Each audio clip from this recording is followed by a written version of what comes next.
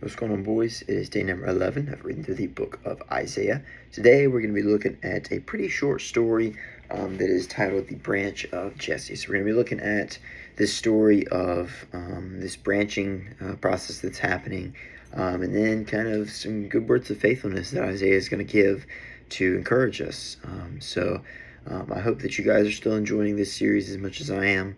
We're pretty much going to be reading kind of like this every day, where every chapter is going to be pretty much a new type of story that Isaiah likes to share as he gets these words of encouragement from the Lord. So the first verse I want to take a look at is verse 2, where it is said by Isaiah, it says, "The Spirit of the Lord will rest on him, the Spirit of wisdom and of understanding, the Spirit of counsel and of might, the Spirit of knowledge and fear of the Lord." Now I kind of retract back to verse 1 to kind of help understand where we're at here. In verse 1 it says, "A shoot will come up from the stump of Jesse, from his roots a branch will bear fruit." So it's kind of like saying, these things are going to sprout from within, and the Spirit, once it's placed inside of our bodies, it'll allow us to branch out and really kind of seek that understanding that we want in life, that wisdom that we search for so long. And it talks about how, the knowledge of the Lord, because really the only way we seek true knowledge is from God himself. We don't seek knowledge by following, idols and our own self-pride and just things that we feel are right to us. And I think that's what's so interesting, is that, the fruit that is made by your branching kind of helps determine, the type of person that you're going to become and how others can kind of view that. Not to say that others are going to look at you and say, oh, you really messed that up, but it really helps others to kind of understand, okay, that's the kind of approach he's taken in life, or that's the kind of path that he's choosing to go. That's how he's choosing to build himself up, to raise his family, or just to make decisions in his household. And it's interesting because I feel like this really does connect with verse 5, just a short verses later, where it is said, "Righteousness will be his belt, and faithfulness will sash around his waist." Now, I think the kind of biggest question here is, what is the difference between righteousness and faithfulness? Well, right, we'll start with faith. Faithfulness is having that true trust in the Lord, even when you can't see things happening right now. So in other words, when you're really putting your faith into something, you're really saying, okay, I believe that this is going to happen, even though I can't see it right now. Even though I can't see these effects going into play right now, I'm going to put my full trust. I believe this. I believe that God will come through. I believe that this will happen.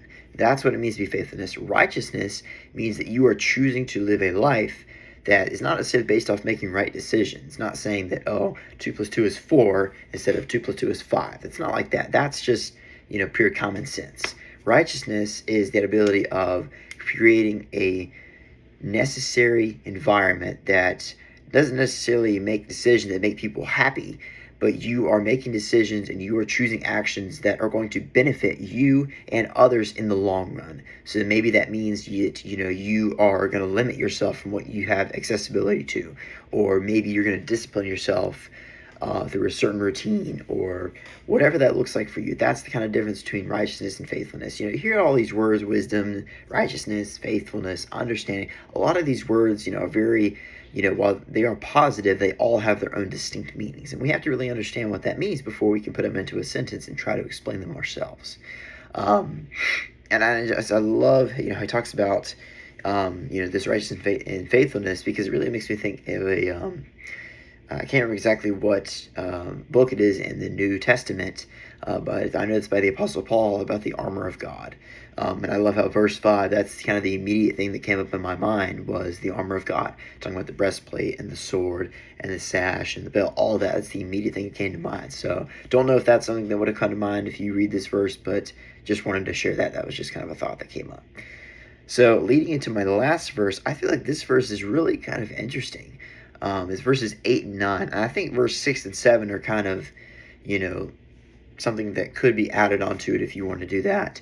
But I love what it says. It says, "The infant will play near the cobra's den, and the young child will put its hand into the viper's nest. They will neither harm nor destroy on my holy mountain, for the earth will be filled with the knowledge of the Lord, as the waters cover the sea." So the first thing that we could probably get at that is seeing this predator-prey scenario, whereas instead of, one hunting the other, them coming together and showing no forms of harm at all.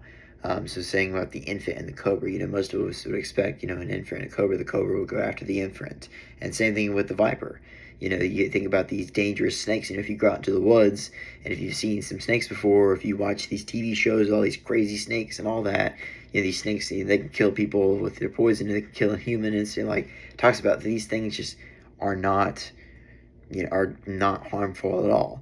So it says, when God really reveals the true wisdom and understanding, it allows you to be put in scenarios, to be put in uncomfortable places where you have no effect by it. And eventually, over time, it leads to the point where people eventually will stop trying to harm you and will start, showing the forms of respect. Now, this process does take a long time.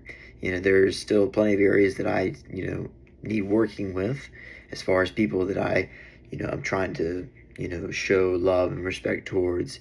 But it also goes back to on me of how well am I doing it? Because if I'm not doing a good job, then that's not going to help on the other end. So, really look in your life and understand, okay, where do I want to grow? Who are the ones that are constantly trying to drive me down, and how can I show love to them? How can I show love and respect? Because that's the ultimate, goal in life. Is you don't necessarily need everybody to love you and serve you and everything. You just want people to respect you. You want people to be like, you know what? I may not agree with everything you say, but I respect you as an individual. I respect you as a man, as a woman. I respect you as you are. You have taken this approach on life, and it is very well done, and I wish the best for you. And that's really the main goal in life. And that's the kind of thing that I search for in life. I don't agree with everything everybody says. There's a lot of things that people say. I just look at them like, are you serious? But I also understand that they're just human, and a lot of times there's just a lot of thoughts going on in our head, and sometimes we just say those thoughts and may not necessarily mean them. But that's where we have to remember that, in order for us to have those good connections and relationships with people that, are hard-headed, sometimes we have to just be uncomfortable and just learn to embrace it and learn that God is in control, not the other person. God is the one who's going to lead us. God is the one who will, place us in areas that he needs us to be. And that's where that true righteousness and faithfulness comes in, where we really have to put those into play and put those up in front and say, you know what, as much as I, don't like this scenario, I'm going to put my faith first, and I'm going to believe. And that is today's word. I hope that you guys have had a great week, and I hope that you guys have a great Saturday, and I hope to see you guys very soon. Peace out, boys.